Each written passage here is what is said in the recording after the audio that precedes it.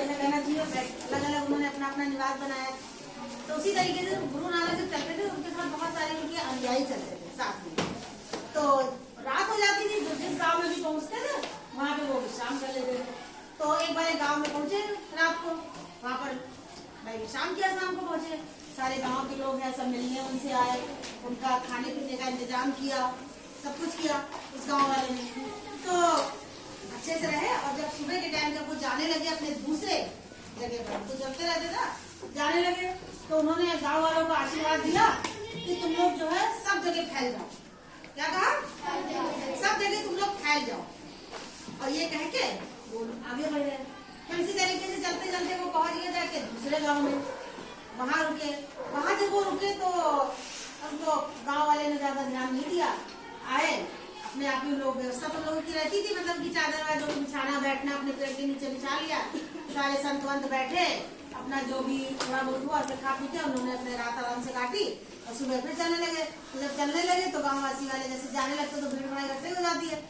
तो उन्होंने कहा कि तुम सब लोग इसी गाँव में रहो, सारे लोग यहीं पर रहो, कहीं दूर ना जाओ तुम लोग, कहीं बाहर ना जाओ तुम लोग। और ये कहते चल दिए। तो जब चलने लगे तो उनके एक शिष्य ने कहा कि महाराज एक बात हम जानना चाहते हैं। तो बोले कौन सी बात? कह रहे कि वहां पर आपने जहाँ सब लोगों ने इतनी आपकी खातिर की, मार सब आपके प्रवचन भी सुने, अच्छी बातें भी सुनी, खाने पीने के लाए फल सब चीज का ध्यान रखा, वहाँ आपने कह दिया कि सब जगह फैल जाओ, यानी वो दूर दूर चले जाए, अपना घर छोड़ के बाहर चले जाए।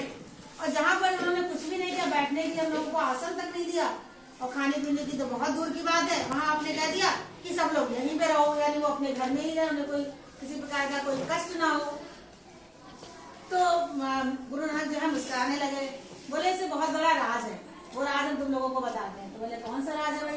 तो उन्होंने कहा कि जो अच्छे लोग हैं उस गांव के अच्छे थे ना, कोई आया, अतिथि कोई आया, उनको बैठने के स्थान दिया, खाने पीने का चीज दिया, अपनी कैपेसिटी अपनी हैसियत के अनुसार जो भी कर पाए वो किया। तो उस गाँव के लोग जो थे इतने भले थे, अगर वो भले लोग एक स्थान से दूसरे स्थान पर जाके रहेंगे तो उनकी संगत में रहने वाले और लोग भी भले हो जाएंगे। पता ना, कहते एक बच्चा उसके साथ दूसरा थोड़ा कम पढ़ने वाला बच्चा बैठे तो वो भी पढ़ने लगेगा धीरे धीरे। तो उस गांव के लोग जब एक गांव से दूसरे गांव जाएंगे, अलग जाएंगे, कहीं और तीसरे गांव जाएंगे, तो वो जो है अपनी भलाई को दूसरे लोगों में बांटेंगे, दूसरे लोग उनसे सीखेंगे, यानी कि इससे क्या होगा कि सभी लोग अच्छे बनेंगे। और जो लोग हैं कि किसी को पूछते ही नहीं है कि आए हो तो ठीक है, ना कोई खाने पीने की व्यवस्था करते हैं, ना कोई बैठने के लिए स्थान देते हैं, ना उनकी कोई अच्छी बातें सुनते हैं, ऐसे लोग एक ही जगह रहें। एक जगह रहेंगे तो क्या होगा, उनके अंदर की जो बुराई है वो वहीं तक रह जाएगी, वहीं सीमित हो जाएगी, वो दूर नहीं जा पाएगी कि वह खराब लोग दूसरी जगह जाए तो और लोग उनसे वही बात सीखें। तो इसलिए क्या उन्होंने कहा कि तुम यहीं पे रहो, तुम यहीं पे रहो और अपनी जितनी भी बुराई है वो यहीं पर रहो। तो ये बहुत ही गुण बात है, जैसे अच्छे लोग होते हैं सोचते हैं कि उनकी संगत में हम आ जाएंगे तो हमारे में भी अच्छे गुण आएंगे, है ना। जैसे भगवान का नाम लेने के लिए होता क्या है कि समय नहीं मिला करेगा, लेकिन जो कभी कीर्तन में या भजन में या तुम लोग जो नमाज पढ़ने के लिए इस तरीके से जाते रहते हो तो क्या होता है कि मन जो है थोड़ी उधर डाइवर्ट होता है अच्छे काम के लिए। वरना तो किसी के पास हमें सभी लोग कहते थे मेरे पास टाइम नहीं है, तो क्या होता है मन हमारा अच्छे कामों में लगता है।